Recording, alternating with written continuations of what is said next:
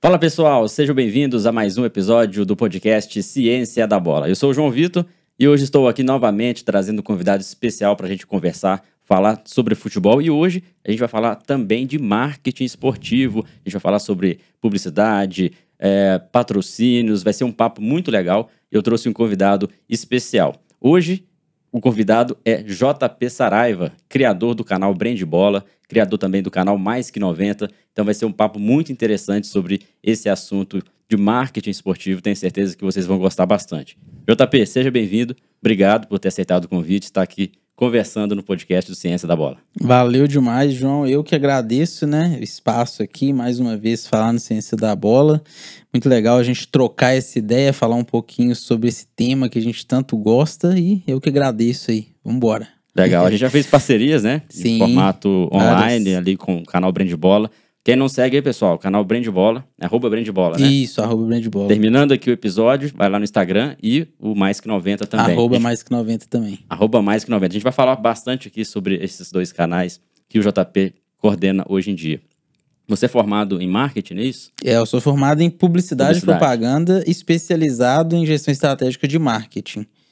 E ao longo da carreira aí, o caminho foi destinado ao esporte mesmo, assim. Então, mais de 10 anos aí, atuando na indústria do esporte, conectado com comunicação, com gestão, com marketing. Desde a época que eu fazia estágio na faculdade, sempre o esporte estava ali, presente. E o futebol, carro-chefe? Carro-chefe, tanto que o Brand Bola, que é um dos meus projetos, marketing focado em futebol, né? O Mais Que 90 também, que aí já é um conteúdo mais direcionado pro torcedor, já é um conteúdo de mais entretenimento, esse não é tão técnico quanto o Brand Bola, mas o futebol sempre com destaque. Então o trabalho que você faz atende a todos os profissionais que estão envolvidos ali com clubes, seja uma escolinha, seja um projeto social, ou até mesmo um clube profissional, que é vender ali a sua marca, divulgar um pouco o seu trabalho, divulgar o nome do clube e, de repente, ali alguma coisa relacionada a isso. Basicamente, é esse trabalho que você faz hoje em dia. Também as redes sociais, né? A influência que as redes sociais têm para conquistar mais torcedores e vender camisas dos clubes. Conta pra gente, mais ou menos, como que você age diretamente ali, ajudando e auxiliando profissionais do futebol. Sim, então, o Brand Bola, ele é uma plataforma que funciona para quem atua no futebol. Então, por exemplo, se você tem um clube e você quer contratar serviços terceirizados de comunicação para auxiliar em determinada ativação de marca ou algum tipo de projeto esportivo com o torcedor, o Brand Bola, ele tem esse conceito de linkar o torcedor com o profissional do futebol. Então, o meu conteúdo do Brand Bola, ele é direcionado para quem trabalha com futebol, para aquele estagiário de design que atua num time, para aquele cara responsável por planejamento, para um cara que é do departamento comercial de um clube, ou para um cara que às vezes tem uma loja de artigos esportivos e quer também ali uma consultoria, quer uma orientação. O Brand Bola, ele é voltado para isso, comunicação, gestão e marketing no futebol. Então, todo tipo de serviço, produto que pode ser desenvolvido para esse público é encontrado ali no Brand Bola, e a gente desenvolve todos esses produtos.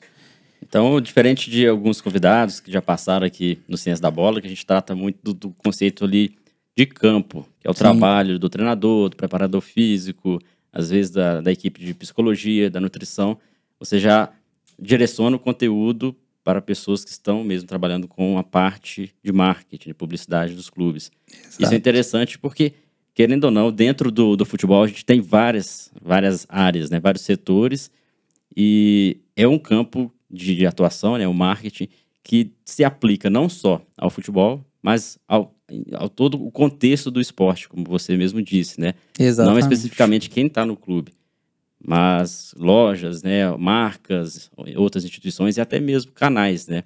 De repente podem desfrutar do conteúdo que você faz, né? Sem dúvida, o conceito mesmo dele mesmo que a gente trate de um modo mais leve, porque a gente sabe que quando a gente comunica algum tipo de conteúdo mais técnico, é um pouco mais complicado da pessoa entender. No YouTube, Instagram, o pessoal quer um conteúdo de entretenimento mesmo, um conteúdo mais leve, e é difícil você fazer um conteúdo que a gente chama de conteúdo de valor, que vai ensinar algo, é difícil de fazer em placar, assim. E a gente consegue, mas a gente tem que ter um esforço um pouco maior. Só que aí a gente tenta desenvolver esse conteúdo que não é tão facilmente encontrado na internet. Inclusive, eu lancei o Brand Bola porque eu não encontrava conteúdos focados em marketing no futebol. Só que com uma linguagem um pouco mais leve, com uma linguagem um pouco mais simples, que eu já recebi mensagem, por exemplo, de uma menina que gostava de futebol, mas nunca nem tinha pensado em atuar nessa área, estudava no outro curso, ela conheceu o Brand Bola, largou a faculdade dela, que ela estava lá no 5º período, para passar para o curso de marketing, porque ela começou a gostar daquele conteúdo. Às vezes as pessoas gostam de futebol, mas não fazem a mínima ideia de como que elas poderiam ter o futebol como profissão. Então, o Brand Bola, dentro dessa área de comunicação, ele faz esse trabalho também. Não só de atender, de fazer conteúdo para quem já atua, mas para quem quer atuar, para quem ou está iniciando ou quer migrar para essa área também, entendeu? E nada impede também de outros profissionais entenderem um pouco a respeito do marketing, né? Porque isso pode levar também ao desenvolvimento do marketing pessoal. A gente pode até falar sobre isso. Sim. E acho que em toda profissão deveria ter... Nas faculdades, né, nos cursos superiores, deveriam ter pelo menos uma disciplina de marketing pessoal. Sim. Isso aí ajuda bastante na carreira, progressão de trabalho. Sim, você desenvolve, né? Na verdade, a marca pessoal, aí seja ela de qualquer profissional, seja de um atleta, ela é muito importante porque ela é a sua imagem, né? Você está vendendo a sua marca. Então, muitas pessoas às vezes se preocupam em desenvolver um produto, por exemplo, um professor, vamos falar aí um personal trainer, um professor. Ele desenvolve um bom produto, mas ele não sabe, às vezes, vender aquele produto. Ele não entende que ele, a imagem dele, também faz parte do produto. Então, sem dúvida alguma, isso faz total diferença. A gente traz aqui no Ciência da Bola alguns conteúdos científicos. Sim. Então, vamos tentar, até para clarear para as pessoas, o conceito de marketing, porque tem gente que confunde o marketing, gestão, confunde publicidade, e tem pessoas que acham que é a mesma coisa. Sim. Você consegue definir para a gente as diferenças? Vou o que é gestão, o que é marketing, o que é publicidade? Bom, então vamos lá. A publicidade, ela nada mais é do que você tornar público, como o próprio nome já diz. Então, vem do latim de publicidade, de público. Então, quando você torna algo público, por exemplo, você desenvolve o seu curso. Você desenvolveu um curso do Ciência da Bola. Quando você divulga ele, quando você cria uma popularidade para ele, você está fazendo publicidade do seu curso. Isso não tem nada a ver com vendas ainda? Tem a ver com vendas, mas ela é uma das estratégias para você chegar na venda. É a publicidade. Não quer dizer que você deixou público que você vai vender. Tem muita gente que às vezes divulga o produto X e não vendeu. Então a publicidade ela tem a ver com uma estratégia de venda. O marketing é um conjunto de estratégias de venda. Então, dentro do marketing, você pode ter o marketing online, o marketing digital, o marketing esportivo, o marketing pessoal. Todos eles vão ter ali ações que vão propor a venda de algum produto, de algum serviço. Então, quando você traça toda uma estratégia para vender o seu curso, a publicidade pode ser aquele banner que você utilizou ali para publicar. O marketing é toda a estratégia por trás daquela publicidade. É o que veio antes da publicidade. Antes da publicidade. Publicidade Exatamente. É o que chega para as pessoas observarem. É o que a pessoa enxerga. E o marketing é todo o trabalho que já foi criado. Isso. O marketing, ele é a estratégia e a publicidade é aquilo que você enxerga. É aquilo que o seu consumidor final vai enxergar. E a gestão, ela é a parte mais ampla. A gestão é você saber coordenar, você gerir mesmo tudo. E aí não é só questão de marketing, é o seu comercial, é o seu financeiro, é o seu estoque, se você trabalha com produto físico. A gestão, ela tá acima de tudo. Quando você tem uma boa gestão, você automaticamente lá embaixo vai ter um bom marketing, uma boa publicidade. Então, são áreas que se conectam, mas cada uma tem ali o seu principal objetivo, digamos assim, dentro de uma empresa. Então, a gestão, ela está ampla. Exato. E aí engloba aí, como você disse, vários setores. Exato. E no final ali, que está a publicidade. Sim. Com o marketing, que são as estratégias para que essa publicidade aconteça. Então, Exatamente. de forma resumida, é isso. De forma resumida, é isso. E o marketing, se a gente analisar lá, né, na palavra em si, que é a venda se fazendo, se a gente fosse traduzir ao pé da letra. Fazendo mercado, traduzindo. Fazendo mercado é tudo que você utiliza, toda a sua concepção para vender um produto. Por exemplo, eu pensei em colocar a logo do Ciência da Bola aqui. Isso é uma ação de marketing. Isso é um tipo de estratégia que você utiliza para a pessoa bater o olho aqui, memorizar. Se um dia ela vê algum item com essas mesmas cores, pode ser que ela não lembre, pode ser que ela lembre, mas você jogou ali uma possibilidade de aumentar a memorização da sua marca. Então, marketing é isso. Marketing é tudo que envolve o que você faz para vender mais. Se você pensou em lojas, utilizam às vezes essências especiais para a pessoa entrar e gostar daquele cheiro. Depois a pessoa sente aquele cheiro de novo, relembra da loja. É marketing. Tudo isso é marketing. Muito interessante, muito interessante. Bom a gente iniciar falando sobre isso, né, para clarear para as pessoas esses dois conceitos de marketing, publicidade e também o terceiro aí de gestão para guiar toda a nossa conversa de hoje, principalmente quando você citou agora a questão das estratégias para você fazer uma publicidade, consequentemente uma venda ou algo nesse sentido, que seria o marketing em si. Eu me lembro, eu posso estar falando besteira aqui, você vai entender mais do que eu, de ter estudado durante a minha graduação sobre a neurociência, alguns conceitos de neurociência específicos ali para o esporte, tomada de decisão, busca visual, percepção, que são conceitos muito estudados na área de psicologia do esporte, por exemplo. E o marketing, eu cheguei a ter contato com o marketing, porque havia estudos na neurociência voltados para o marketing também. Sim. Justamente para onde que a pessoa olha em determinado momento, que cores utilizar. Sim. Então quer dizer que tem muita ciência também por trás do marketing. Quase que 100%, eu diria. Eu acho que o marketing é muita ciência, assim. É muito, porque se você analisa, por exemplo, cores, você deu o exemplo de cores, não é à toa, não estou dizendo que todas as marcas têm que utilizar essas cores, mas não é à toa que a maior parte das lanchonetes, por exemplo, utilizam vermelho e amarelo. Que são as cores quentes, né? Cores que, por estudo, são cores que tendem a fazer aquela pessoa que observou ali desenvolver algum tipo de sensação de que ela está com fome, que ela necessita se alimentar. Então, o azul, muitas marcas usam azul porque é uma cor que tende a dar mais credibilidade, marcas mais sérias, mais técnicas, a gente enxerga isso também. São sensações. Se eu coloco, por exemplo, na sua frente aqui a cor laranja e a cor branco, cinza, qual que vai te dar a sensação de mais quente? Provavelmente é laranja. Então, são sensações que a gente tem porque a gente não sabe explicar quando começou, mas a gente sabe explicar que é assim porque desde que a gente nasceu, a gente é impactado dessa forma, por cores, por cheiros, por sons. E tem um livro até muito interessante para quem quiser pesquisar um pouco mais sobre isso, que se chama Brand Sense.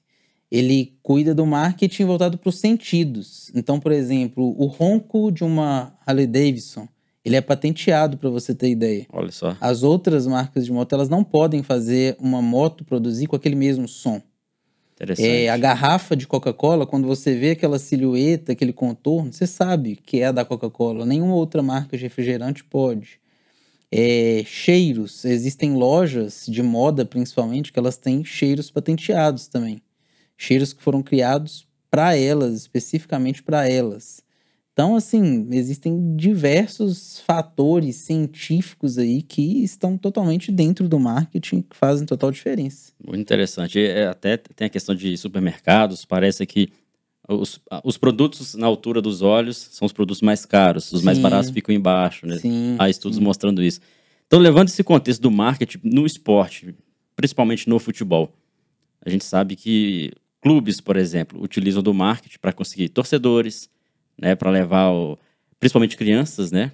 Exato. Futuros torcedores do clube ali para a marca desenvolver mais, porque quem hoje em dia já torce para um time, dificilmente ele vai trocar de time, né? Então, dificilmente. Os clubes direcionam para os jovens torcedores, né? e também em outros países, que é isso que muitos clubes europeus fazem, inclusive aqui no Brasil. Vendas de camisas, todo ano tem um lançamento de camisa, o clube Sim. lança uma nova camisa Até ali, mais de um, às vezes. justamente para vender mais, né? Exato. Aumentar a receita dos clubes. Quanto que você acha que o marketing, nesse sentido, essa ciência do marketing, os clubes estão utilizando, seja em cores? Você acha que o próprio logotipo, alguns clubes recentemente mudaram a sua logomarca, né? O Sim. Atlético Paranaense, por exemplo, teve um Juventus. ajuste. A Inter de Milão, o Juventus. Faz muita diferença. Faz muita diferença. Mas eu tenho enxergado, assim, os clubes, eles passaram a entender a importância do marketing, eu acho que não tem muito tempo. Passaram a entender. E aí, entre o passar a entender e entre a colocar em ação ações eficientes de marketing, também já teve mais um tempo aí que ficou aguardando para essas ações se iniciarem. Um exemplo muito claro assim é o da Juventus de Turim, da Itália. Ela ajustou todo o conceito dela, todo o visual, todo o design. E aí não é só questão de símbolo, é uma questão assim bem ampla, bem global, até do atleta que ela contrata. Ela renovou completamente a sua marca e ela resolveu trazer o Cristiano Ronaldo na época. Ela redesenhou todo o seu tipo de uniforme, ela redesenhou tudo para ela ser uma marca global e não simplesmente ser uma marca, um clube de futebol. Ela queria, por exemplo, ter roupas sociais, roupas casuais. Ela queria ter um conceito que fosse assim, se um cara quiser ir muito elegante, um shopping, fazer uma compra numa reunião, em qualquer lugar que ele quiser ir, ele vai ter a possibilidade de ir de acordo com aquela marca. Então, a aplicação de um símbolo, o símbolo da Juventus antes era outro, a aplicação dele em um boné, em uma camisa de malha, em um terno, em uma carteira de couro, a aplicação também modifica muito a possibilidade que os clubes têm de vender novos produtos. E assim, é infinito, porque os clubes, eles são marcas. Eles são marcas, assim como outras marcas são.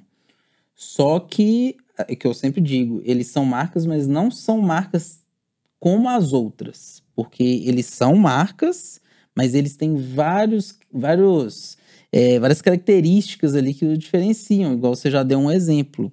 A chance de você ir num restaurante durante ali, sei lá, você comeu lá 5 vezes e depois você querer provar outra comida é gigante. Você ir em outro restaurante. Agora, a chance de você mudar de clube, difícil. Você vai em um cinema, aí você é mal atendido pelo cara que te vende ingresso, mal atendido pelo cara que te vende pipoca, no domingo à noite. Na quarta-feira à noite você vai querer voltar lá? Bem provavelmente não. Já no esporte, às vezes você encontra um banheiro sujo, pega um trânsito, teve uma briga na torcida, seu time perdeu no último minuto e às vezes na quarta-feira você tá lá. Clube, né? Então não dá para falar que é igual. Não dá porque não é. Tem um tipo de sensação e de característica diferente aí, que eu acho também que é ciência, porque o futebol, ele é... Para mim, o diferencial do futebol é que ele tem o conceito de pertencimento. Poucas marcas têm isso. Igual você, às vezes, tem um iPhone e tem os fãs do iPhone. Às vezes, os caras que gostam de iPhone, eles se juntam, eles querem comprar o produto quando lança, dormem na fila. Não são todas as marcas que conseguem fazer isso. Os clubes de futebol, muitos deles conseguem fazer isso. Então, tem essa diferença. Coca-Cola, iPhone... Tem poucas marcas que a gente pode citar, assim, que tem caras que são loucos. A Harley-Davidson é uma delas, que eu até citei também. E acaba que não é apenas um produto, eles não veem aquilo como produto, mas com um estilo de vida. Exatamente, é estilo de vida, é pertencimento, E o futebol, essa questão mesmo de torcida e tal, o cara se sente parte ali de um grupo, entendeu? Ele se sente grupo. Não é à toa que você vê essa briguinha na internet. A minha torcida é maior, não, a sua. É porque eles querem ter, não, eu faço parte do maior grupo, eu faço parte da torcida que canta mais alto, o meu grupo é melhor, eu pertenço a um grupo melhor. Então o futebol tem muito disso e é por isso que ele consegue, com um pouco mais de facilidade, vender um produto até em um momento um pouco mais difícil, entendeu? Às vezes, É o que eu disse, se você é maltratado por determinada marca ali, você provavelmente, às vezes, nem nunca mais vai querer comprar. Já o futebol é difícil. Pode acontecer, sim, de você traumatizar ali e não querer mais acompanhar futebol, acompanhar seu time? Pode, mas são raros os casos. Então, quando a gente fala de marketing para clubes, a gente tem sempre que olhar nessa perspectiva. Que o clube, muitas das vezes, os torcedores acham que o clube pertence à pessoa, diferentemente de outras marcas, né? Aquela sensação de que você não consumiu o clube. Assim como refrigerante, camisas, a pessoa compra, consome, se não gostar, troca. Exatamente. Já no clube a gente sabe que a pessoa é torcedor de tal clube. Ela não... o time tá ruim, eu vou trocar. Então, eu até penso isso, porque o marketing, às vezes, se ele for muito agressivo, mudar cores, mudar toda a essência do clube, isso pode atrapalhar, pode ser uma estratégia de marketing que talvez não vai funcionar com os próprios torcedores, né? Exatamente. O clube, na verdade, ele tem que ter ali um departamento de marketing para ele captar um patrocínio, para ele se relacionar com o público dele, que é o torcedor. Mas é diferente, o tipo de marketing que um clube faz, ele é diferente porque ele não visa simplesmente ali a venda de determinado produto.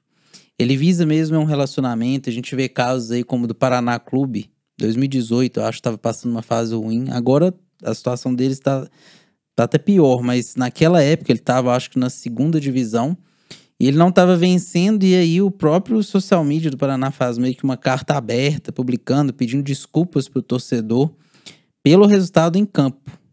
Então era assim, isso já é diferente porque tem a ver com esporte, tem a ver com... Às vezes você pode fazer tudo certinho fora de campo, mas às vezes dentro de campo a bola não entra. Claro que com o tempo, se você vai fazendo tudo certo, a tendência é que você contrate melhor, tendência é que tecnicamente isso seja ajustado dentro de campo também. Mas às vezes demanda um tempo. E aí nesse período, às vezes você tá fazendo tudo certo.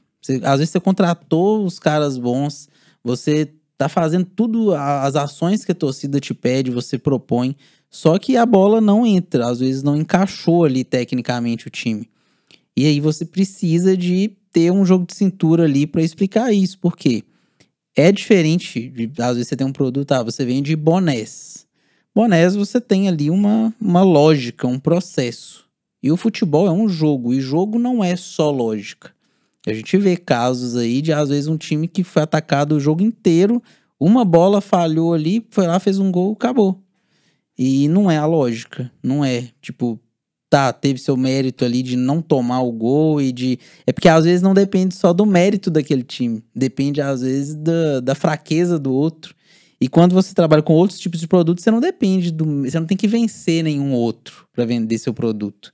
Não é um jogo, né? Não é um jogo. Você tem seu produto, se ele for bom, se ele tiver um preço legal, se você divulgar bem, se você fizer uma boa gestão, você vai vender. E no futebol isso é um pouquinho diferente porque tem essa parte esportiva, essa parte técnica que depende ali do rendimento dentro de campo. E não tem como a gente prever qual vai ser o resultado. Exatamente. Eu sempre falo isso também, que a ciência contribui muito pro futebol. Sim. Mas ela nunca vai ganhar um jogo. Exato. Porque se os dois clubes que se prepararam cientificamente, toda a preparação física, eles vão se enfrentar, alguém vai ter que perder esse jogo. Exatamente. A mesma lógica pro marketing, Vamos né? supor Dos dois no mata-mata. que investem muito no marketing, por exemplo, mas vão se enfrentar, alguém vai ter que perder. Exato. Então, perdeu porque usou marketing, perdeu porque usou a ciência. Não é bem Sempre vai assim. ter uma desculpa. Mas a Sempre chance de ganhar vai ser sempre maior. A chance de você ter mais torcedores, de divulgar melhor a sua marca, utilizando o marketing, por exemplo, vai ser maior se o clube tiver um setor preparado, né? Hoje, no alto nível, nos clubes de alto nível, é impensável não ter um setor de marketing, né?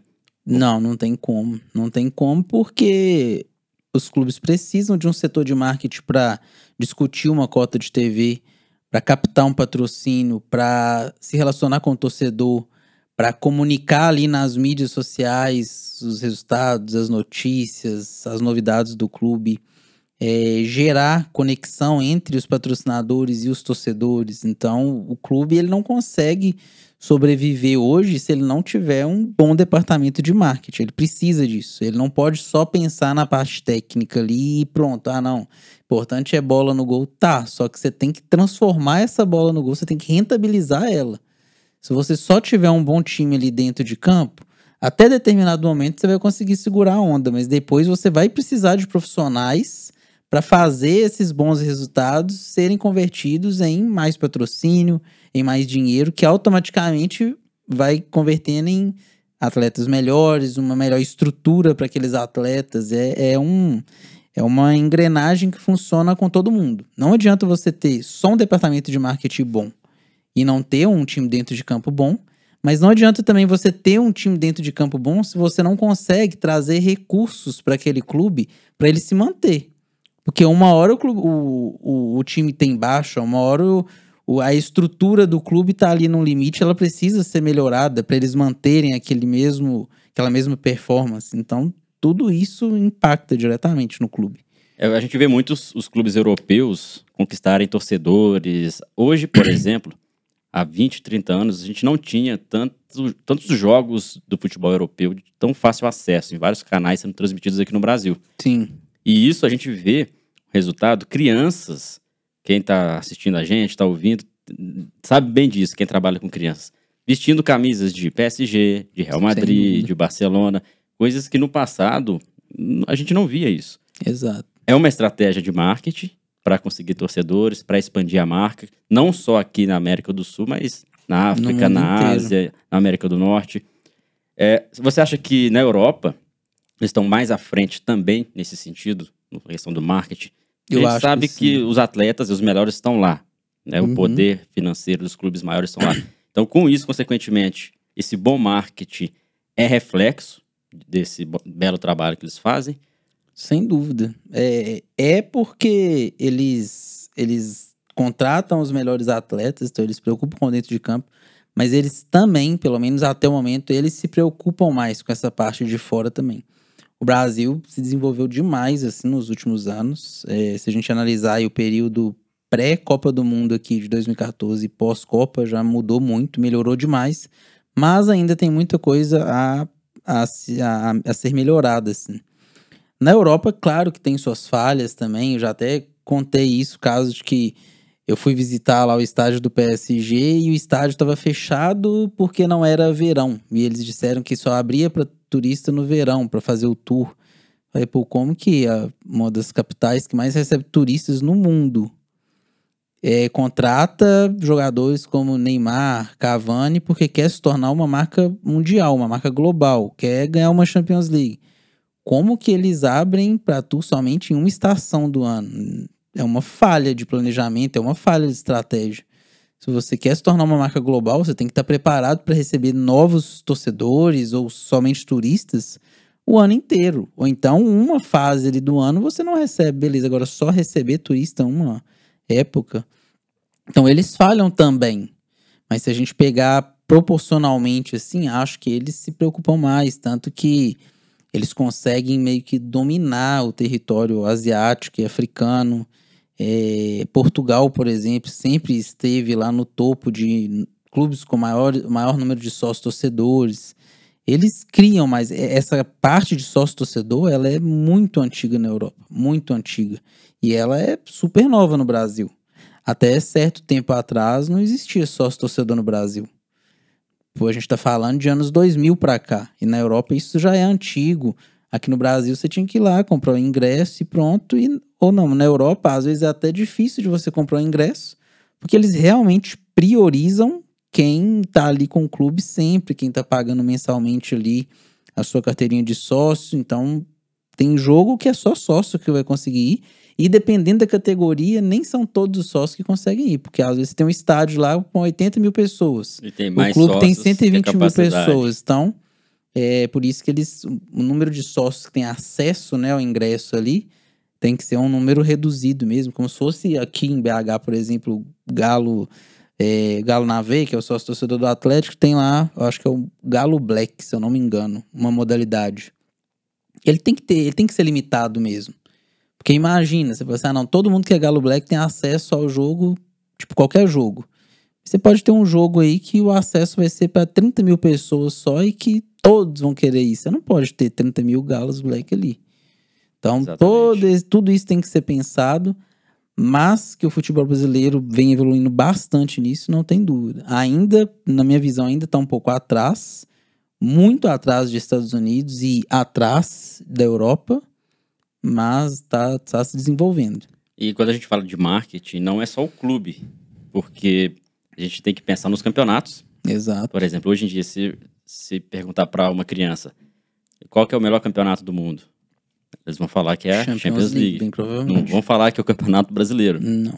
E o Campeonato Brasileiro é um campeonato muito bom, Sim. Só que tem que ser melhor colocado Moldado. a público, ou seja, a publicidade dele tem que ser melhor para que o produto também seja viável e a pessoa que consumiu o Campeonato Brasileiro queira assistir, queira ver ídolos, acompanhar clubes, às vezes torcedores de outros países, torcer para clubes brasileiros, né? A parte técnica do Campeonato Brasileiro, quando eu falo técnica, eu não tô falando só de, a técnica de quem joga o brasileiro é melhor do que a técnica europeia. Não, não é isso. Até porque eu acho que na Europa os campeonatos são mais bonitos de se ver, assim, porque tem os melhores jogadores do mundo.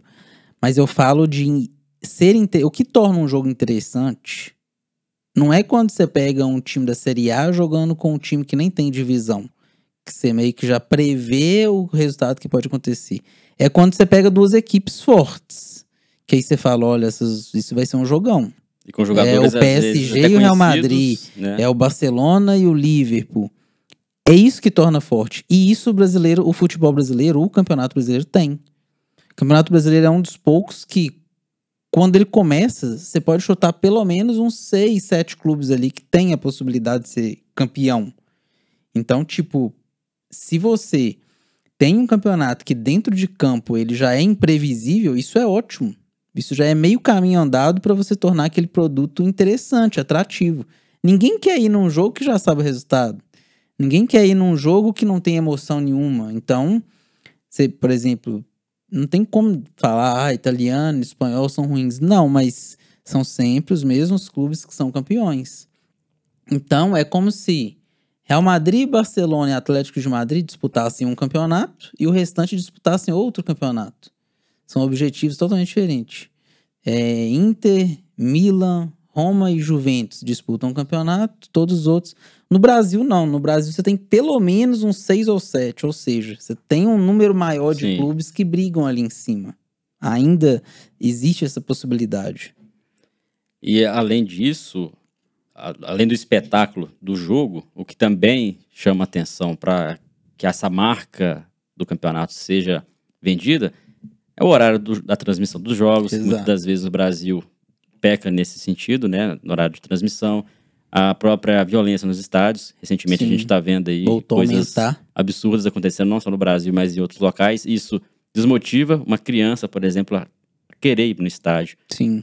E outros fatores também. Às vezes, equipes que têm jogadores desconhecidos, entre aspas, né? Ou seja, não tem um ídolo identificado, não tem aquele jogador que você sabe, aquele jogador que joga nesse time, é o ídolo da equipe.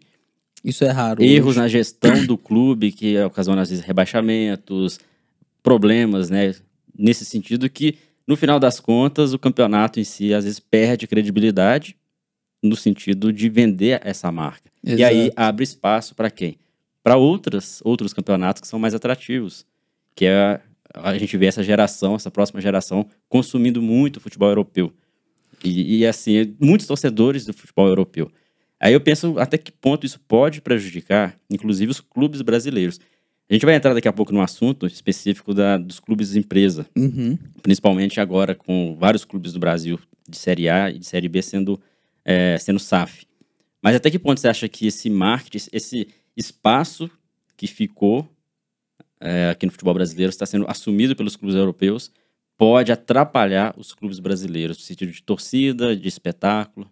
Eu acho que o futebol brasileiro ele precisa fazer um pouquinho do que aquelas marcas que não são esportivas fazem. Por quê? Aquilo que a gente estava conversando. Como no futebol o cara vai num jogo na quarta-feira, é maltratado muitas vezes, vê um banheiro sujo, o time perde, ele ainda volta no domingo. Muitas marcas que não trabalham com esporte não têm essa segunda chance. Você vai no restaurante, você é maltratado e às vezes você não quer voltar mais. Então essas marcas que não são esportivas, elas acabam criando um esforço maior para fidelizar, para captar um cliente, para ter ali aquele cliente do lado. Eu acho que o futebol brasileiro ele precisa mais disso. Ele precisa tratar o torcedor com um pouco mais de carinho, tentar fidelizar mais ele, porque ele pode não perder o torcedor para um teatro, para um cinema ali, mas para um outro clube de fora, pode acontecer. Pode acontecer. Tem um caso, eu não me lembro o nome do jornalista, mas ele é, né, botafoguense e também se cadastrou lá no sócio-torcedor do Tottenham. E aí foi muito engraçado, porque ele recebeu um e-mail automático do Botafogo no dia do aniversário dele, uma frase bem simplesinha, parabéns e tal, um e-mail automático. E do Tottenham, ele recebeu um cartão com uma assinatura do presidente, digital, beleza, mas dedicada a ele, uma cartinha física que atravessou o oceano para chegar até ele. Olha só a diferença. E ele tava na cidade do clube dele, pô. Sócio torcedor dos dois. Tem como você falar que, não, mas o clube não tem condições de enviar uma cartinha para um torcedor que tá fazendo aniversário, é muito caro. Qual que seria o custo de enviar uma carta no aniversário para todos os sócios torcedores? Você pode ter aí, sei lá, pega o clube que mais tem sócios, pega um clube que tem 100 mil sócios. Para um clube, enviar 100 cartinhas não vai fazer cócegas no orçamento. Não vai.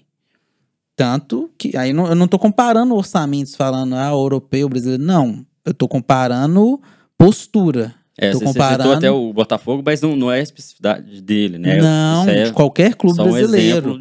O clube europeu, ele trata um torcedor da Ásia melhor do que muitas vezes um clube brasileiro trata o seu torcedor que tá aqui do seu lado, que tá ali todo dia no jogo. Entendeu? É um cara que tá na Ásia, ele consome o clube? Claro que consome, ele pode comprar lá um pacote de TV pra assistir, ele compra camisa, ele compra tudo. Mas o que eu tô dizendo é, a dificuldade em você cativar um torcedor distante é muito maior e ainda assim eles fazem isso, nem que seja com uma cartinha, entendeu? Nem que seja de um modo simples. Então, esse cuidado eu acho que falta. Porque muitos clubes, eu acho que eles abusam da paixão do torcedor e falam, vou tratar ele de qualquer jeito, quarta-feira ele tá aqui de novo, entendeu? Torcedor é bobo, ele vai comprar camisa, então não vou preocupar com isso. Só que isso vem mudando, o cara não vai deixar de ser torcedor nem nada, mas isso vai mudando, porque com a situação financeira em determinado ponto, se o cara tiver que optar por ir reajustando ali, às vezes, o orçamento dele, um cara da classe CD, que às vezes dedicava a vida dele ao clube dele, vai começar a repensar as coisas. Vai colocar como última opção.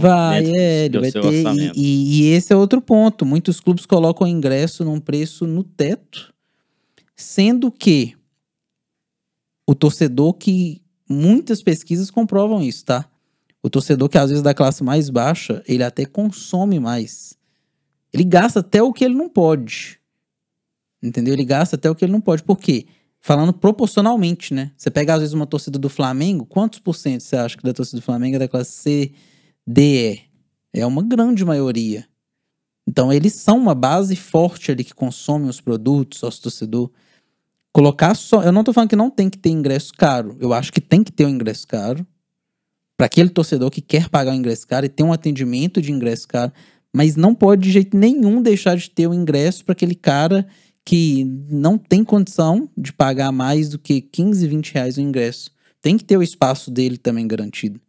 Ele não pode ser privado de assistir o time dele porque ele não tem ali 80 reais para assistir a um jogo de Campeonato Mineiro, por exemplo. Isso é inadmissível. Assim. Não dá para você tirar esse cara de campo, sendo que a base do futebol foi toda construída de forma popular. A base do futebol. Então o futebol cresceu e virou o que é hoje, não era por conta de de torcedores que pagam caro. Não, é por conta da população em si. Uma grande massa da torcida, né, Exatamente. principalmente. Vamos pegar o gancho agora, JP, nos clubes empresa, principalmente agora a Sociedade Anônima do Futebol. A gente está gravando aqui, pessoal, em 2022, então recentemente alguns clubes como Cruzeiro, Vasco, Botafogo já aderiram à SAF e assim está sendo uma novidade. A gente vai esperar esse ano, próximo ano, para a gente ver os resultados, né, disso, mas é uma tendência que espero que seja positiva para o futebol brasileiro, para os clubes. Até que ponto você acha que o clube se tornando empresa, ou seja, tendo uma gestão empresarial mesmo, formato específico, vai trazer de benéfico para o setor de marketing, para a publicidade desse clube, para mesmo não só organizar a casa financeiramente, mas organizar também um clube de futebol que se propõe a ter muitos torcedores, se propõe a ter resultados, não só em campo, mas também resultados com a sua marca. Assim como a gente estava falando do futebol europeu, que muitos lá são clubes empresa, né? Então, como que você acha que vai impactar positivamente no marketing dos clubes? Ou negativamente, se é nesse sentido? Eu acho que é muito positivamente, porque essa questão de tornar um clube empresa vai ter uma responsabilidade muito maior. Quem está ali gerenciando vai ter que prestar contas, não vai ter mais essa situação de eu fico ali 4 anos, faço uma gestão meia boca porque eu sei que daqui a pouco entra outro. Não, tudo vai ter que ser muito bem esclarecido. Como eu já tinha te dito também, João, não é uma segurança falar assim, não, todos os clubes empresa agora, então nenhum clube vai ter problema. Todos os clubes vão ganhar, né? Não tem como, é esporte. Então é claro que um clube vai continuar ganhando, um vai perder, mas a profissionalização dos clubes, ela, ao meu ver, vai aumentar muito, porque os clubes vão ser tratados exatamente como empresas. Eles vão ter departamentos profissionais, eles vão ter serviços prestados de forma profissional e automaticamente isso vai refletir, seja dentro de campo ali. Às vezes você tem um cara que nem é da função, mas ele tá ali quebrando um galho. Não, dessa vez, como você sabe que você precisa ver a roda girando ali, você vai contratar profissionais que sejam focados, especializados, que sejam capazes de fazer aquele trabalho bem feito. Então, ao meu ver, transformar em clube empresa, pelo menos a princípio, eu vejo infinitamente mais benefícios do que malefícios. Pra te falar a verdade, malefícios eu nem enxergo assim por enquanto. Tem questão de perda, né, de identidade de clube e tal, mas eles já estão se precavendo quanto a isso. Tanto que quando eles vendem ali as cotas, eles não vendem tudo, eles sempre têm uma margem de segurança para não influenciar, não acabar ali, não prejudicar o estatuto do clube, cores, símbolos, nome e tudo mais. Tudo precisa de um consenso e não é simplesmente, sei lá, comprar um time que você vai poder mexer nele tudo. E não é porque é um clube empresa que agora vai ganhar tudo. As pessoas não têm sempre essa percepção de que agora é clube empresa. É um esporte. Não vai cair para a segunda divisão, não vai ter rebaixamento. Pode acontecer. Mas assim como a ciência, assim como o marketing... Você não vê diversas empresas falindo? Exatamente. Você não vê diversas empresas, às vezes, não vendendo bem? Isso vai acontecer também no futebol. Só que, pelo menos você sabe que o formato, a estrutura ali agora não é uma estrutura...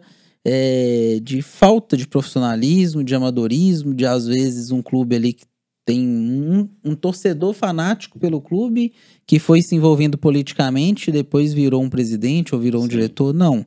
Agora você vai precisar entender de gestão, entender de comunicação, entender de marketing, entender da parte física, da parte técnica para você atuar num clube. Porque quando a gente pensa em uma empresa de sucesso não é a que vende mais dentro do seu setor. Talvez a empresa de sucesso é uma empresa que tem os seus processos de forma organizada, no final das contas não fica no vermelho, né? No final do mês não fica no vermelho, todos os funcionários trabalham, recebem em dia, a empresa entrega um bom produto. Isso é uma empresa de sucesso. Exato. Quando a gente fala de futebol, a gente sempre olha que o melhor clube é o que ganha sempre. Sim. Mas um clube de futebol empresa, a gente tem que pensar que não é bem assim. Por que adianta ser campeão, ganhar campeonatos, mas funcionário não recebe? Atletas não recebem, o clube no vermelho, cheio de dívidas. Aí é o curto prazo, que não vai resolver. Exatamente, porque é uma gestão que é como se fosse assim, os problemas estão todos debaixo do tapete. Aí esse tapete tá bonito aqui, todo mundo vendo, olha só que bonito esse tapete. Então, muitas das vezes o futebol é visto dessa forma. E a gente tem exemplos, não, a gente nem precisa citar, de clubes que foram campeões, 1 ano ou 2 anos depois, a conta chegou. Exatamente. Funcionários sendo desrespeitados, porque quando você não está recebendo, trabalha 3, 4 meses, essa empresa não é de sucesso. É um clube campeão, mas é um desrespeito com os próprios funcionários. Então... Você não está cuidando do seu cliente interno, né? Exatamente. Que é o seu funcionário, que é o colaborador. Não estão funcionando. Então, qualquer empresa, e aí não precisa ser nem futebol, qualquer empresa que você fica ali 3, 4 meses sem receber, o que acontece? Você provavelmente vai sair. A chance do rendimento, né? Dos você profissionais vai sair, vai ser... o rendimento não vai ser igual. Então, isso sem dúvida alguma acontece no futebol também. Por isso que, como é um trabalho, os clubes são profissionais, eles precisam ter estruturas profissionais também. Eu fico pensando às vezes, JP, que o problema não está em si, na estrutura, se o clube é uma empresa, se é uma SAF ou se é uma associação. Sim. Né? Não importa ali na legislação, ali a sua razão importa social. Quem está por trás ali. Importa exatamente a forma de gerir. Porque pode ser uma associação e ser um clube muito bom. A gente tem exemplos como Real Madrid e Barcelona, que são clubes que não são empresa, são clubes associativos e alcance mundial de sucesso, né?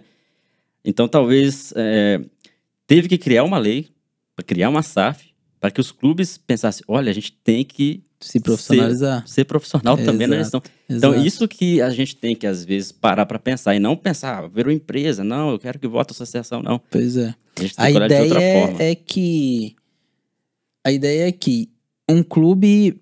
Primeiro, esse ponto que você disse. Obviamente, não quer dizer que o clube é empresa que agora vai dar tudo certo. Não, existem milhões de empresas falindo, quebrando. Tudo depende de quem está fazendo a gestão. Exatamente. Só que essa SAF, esse novo formato, ele ajuda a virar essa chave.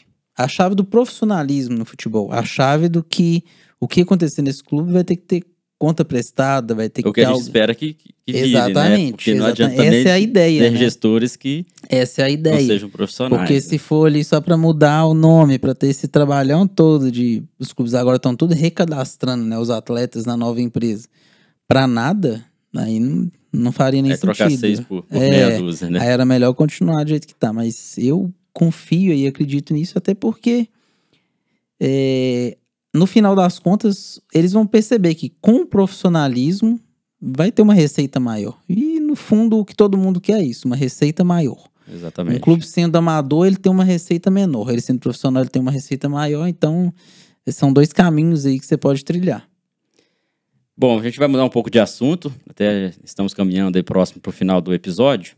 A gente já falou do que é marketing, do que é publicidade, gestão, a gente falou o que isso impacta nos clubes, a gente falou também dos clubes e empresas, principalmente agora no Brasil, com as SAFs.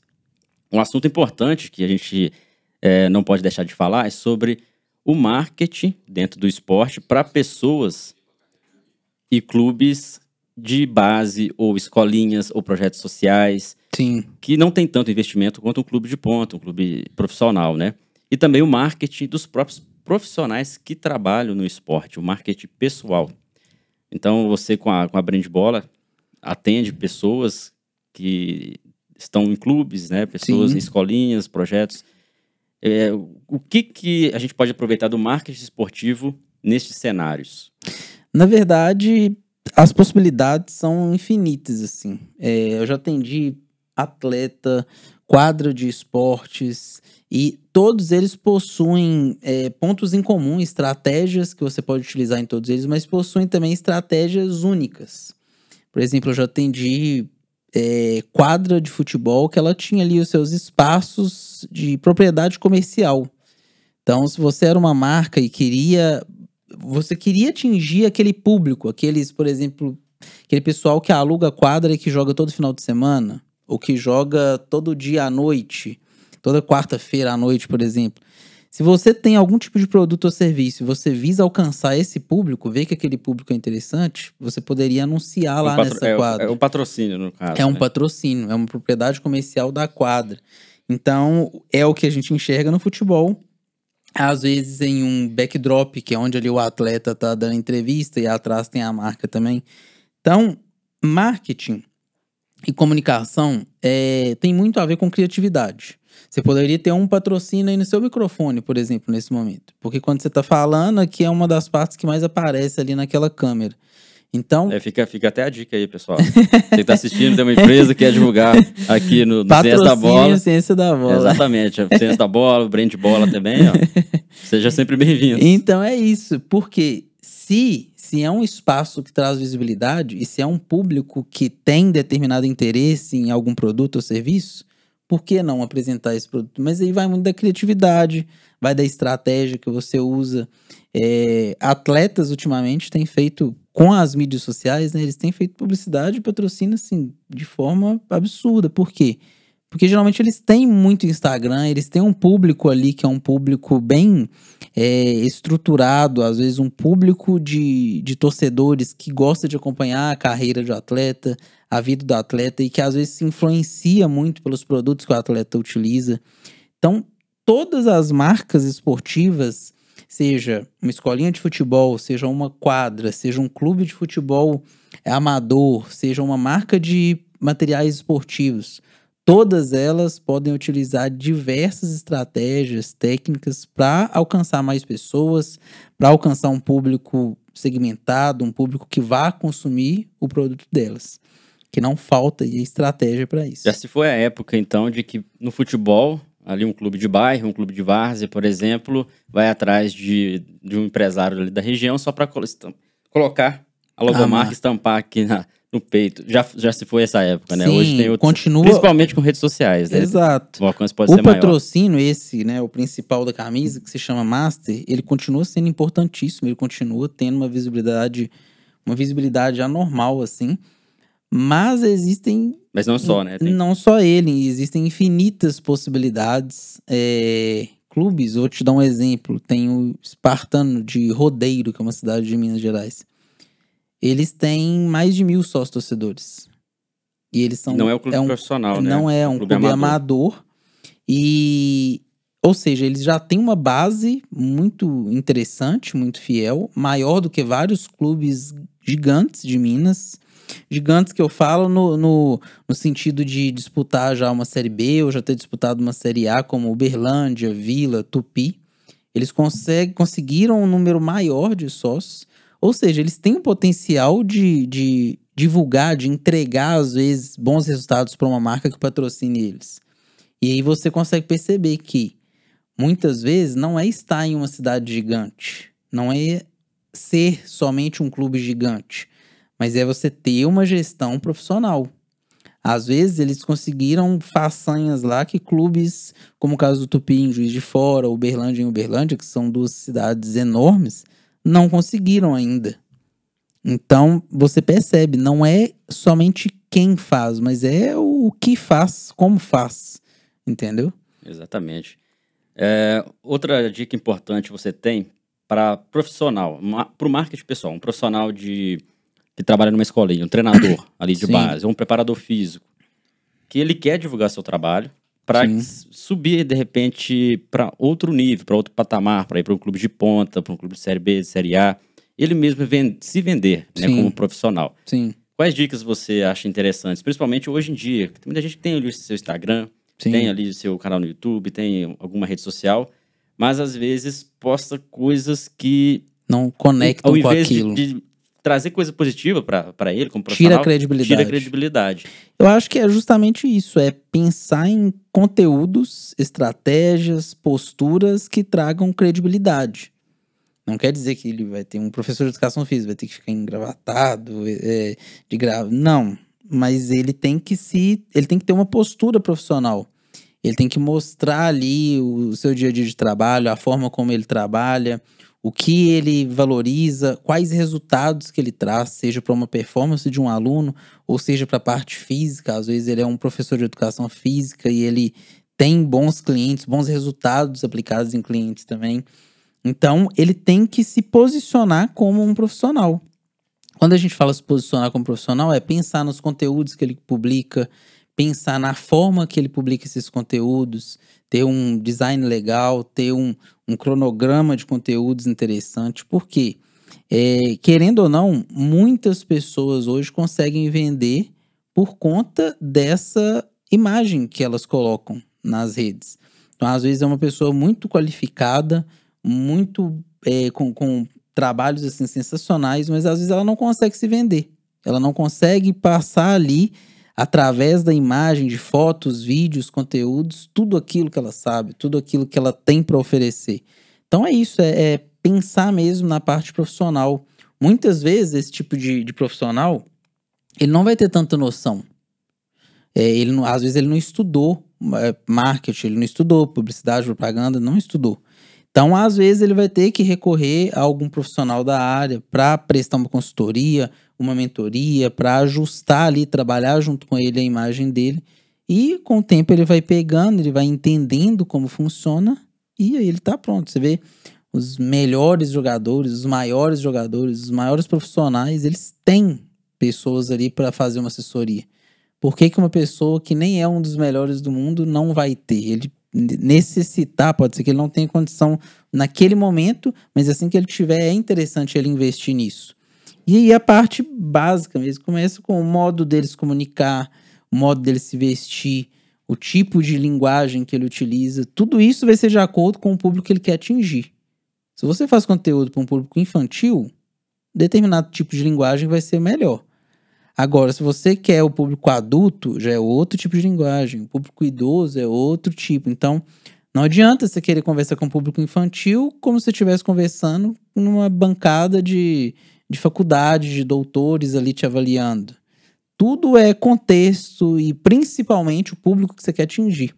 Público é a base de tudo. É a base de tudo. Para um profissional, para um clube de futebol... Tem clube de futebol que às vezes ele se comunica como se estivesse falando com a elite. Mas a torcida dele às vezes é 80% CD. Então, volta a ser o público. Ele tem que se preocupar com o público que ele está conversando. Eu acho que a partir do momento que toda vez que você pega o celular aqui para gravar um story, ou que você publica um conteúdo, você pensa, eu estou conversando com quem? É para quem que eu estou mandando essa mensagem? Obviamente, tem ali às vezes 500 pessoas, 1.000 pessoas, 10.000 pessoas. São pessoas diferentes. Mas você tem que traçar, né, o que a gente chama de persona, aquele público que você quer atrair, que você quer conversar. A partir do momento que você traça esse público, quem não se conectar com esse público, vai parando de seguir, não vai consumir você mais. Ele vai consumir com quem ele se conecte. Com quem ele se conecte, exatamente. Então, traça o público que você quer conversar, que você quer atender, e a partir disso... você vai filtrando automaticamente. A gente já filtra. A gente é repelente de quem não se conecta com a gente e a gente atrai pessoas que se conectem com a gente. Isso de forma natural. A única coisa que eu não indico fazer, igual o caso que você pediu para dar um exemplo de profissional de uma escolinha, um professor, é colocar um conteúdo ali de algo que ele não acredite, que não seja ele mesmo, porque ele não vai conseguir manter aquilo. Então... vai ser desmascarado. Exatamente. Aspas, né? A gente sabe quando existe um marketing forçado. Exatamente. As pessoas tendem a se conectar com algo que é mais natural. Quanto mais natural, melhor. Pessoa, né? Quanto mais natural, melhor. Natural não quer dizer largado, não se preocupar, mas você falar de coisas que você acredita, você prestar ali, tirar dúvidas realmente de acordo com aquilo que você imagina e sempre estar buscando entender o que o público dele quer. O que o público dele está precisando. Baseado nisso, ele vai entregar o que o público dele precisa e automaticamente ele vai ter mais cliente, mais receita, mais rentabilidade ali na carreira dele. Excelente. Isso mostra que realmente existe muita ciência por trás do marketing. Sem dúvida alguma. Não só para você trabalhar como um profissional do marketing, mas como qualquer profissional que queira trabalhar com esporte, eu tenho com futebol, uma opinião que é o seguinte: saber pelo menos se vender, né? Tudo que é feito para o ser humano e é desenvolvido por ou para o ser humano tem ciência. Exatamente. Porque o ser humano ele é construído em base de ciência. Então, tudo que você faz, a fonte que você usa em determinado banner, ela pode tirar determinado público ali, tirar o interesse de determinado público, que pode atrair outro público, tudo que envolve ser humano envolve ciência. E o marketing é uma estratégia, né? Mas sempre vai existir o marketing, mesmo intencional. Exato. Se não for intencional. A pessoa vai olhar para você, já vai pensar, olha, aquele profissional ali pode ser desse jeito, eu acredito nele porque ele fala assim, assim, assim. Exato. Mas às vezes você não se preparou para isso, você não tem ciência de que você está fazendo isso, né? Sim, é inconsciente. É Muitas vezes é inconsciente. É involuntário, mas tem. E sabendo das estratégias. Gera. A forma que eu falo aqui agora no podcast vai gerar uma imagem para quem está me assistindo. A forma como o social media de um clube publica lá um texto pode ser, ele pode falar a mesma coisa de diversas maneiras, e essas diversas maneiras vai trazer diversos retornos, diversas mensagens de resposta. Então, aquele exemplo mesmo que eu te dei do Paraná, o time tá perdendo, eles fizeram uma carta, um pedido de desculpa pro torcedor. Agora, imagina se em vez dessa carta eles colocam, o clube perdeu mais uma e o próximo jogo é em tal data. Tipo, como se nada tivesse acontecido. Você cria um distanciamento, você cria um afastamento. A carta aproximou o torcedor. O Paraná, naquela mesma época, ele bateu o recorde da Arena da Baixada de público, que é o estádio do rival dele. Então, tipo, são a maneira de fazer as coisas é que muda, entendeu? Perfeito. Quando a gente fala aqui no Ciência da Bola, pessoal, que é importante estudar futebol, não é só isso aqui, ó. Não é só livros. Eu falei isso em outros episódios também. Exatamente. Psicologia, nutrição, preparação física. Sim, é ótimo, tá ali no dia a dia. Mas o marketing também é importante. Porque não adianta você ser um excelente profissional e ninguém te conhecer. O que adianta você ter um tesouro, um baú de tesouro no fundo do mar, tá escondido, né? Tá escondido, ninguém vai saber o valor. Então, saber se vender, saber se portar como profissional é essencial. Não só para o clube, não só para a escolinha, não só para a academia, mas também para a própria pessoa. Exatamente. Por isso que eu volto do que eu disse antes. Deveria ser obrigatório em todo curso superior ter uma disciplina de marketing. Porque todo profissional um dia vai precisar. E a gente tem o setor de marketing esportivo, né? Muitos cursos que ajudam bastante, principalmente o seu canal, né? Que ajuda bastante o pessoal com essas dicas. Pra gente fechar, queria que você falasse pro pessoal de forma breve aí onde te encontrar. No início a gente falou um pouco, mas para que as pessoas continuem estudando mais sobre marketing, lá no Brand Bola, acompanhando também o Mais Que 90, que tenho certeza que vai contribuir mais, não só para os profissionais do futebol, mas para todos aqueles que gostam de vender ou gostam de trabalhar mesmo com marketing. Com certeza. Bom, meu perfil pessoal, @JPSaraiva, e os meus dois projetos principais aí, @BrandBola e Mais Que 90, um mais voltado para a parte técnica, para essa parte de quem quer atuar no futebol, na parte de comunicação, gestão e marketing. Falo sobre marketing no futebol, no Brand Bola. E o Mais Que 90 mais voltado para o torcedor. É um conteúdo mais ali de estádio, de história, de entrevistas. Mas para quem curte futebol, com certeza vai gostar dos dois. E o Mais Que 90, pessoal, é um canal bem diferente, né? Não é direcionado ali para o profissional que trabalha. Mais entretenimento mesmo. Tour em estádio, no meio da torcida, entrevista com o torcedor. Então, pessoal, terminando aqui o episódio, sigam lá o JP, o Brand Bola e também o Mais Que 90. JP, obrigado. Valeu demais. Muito obrigado, João. Eu que agradeço o convite. Uma honra estar aqui participando do podcast Ciência da Bola.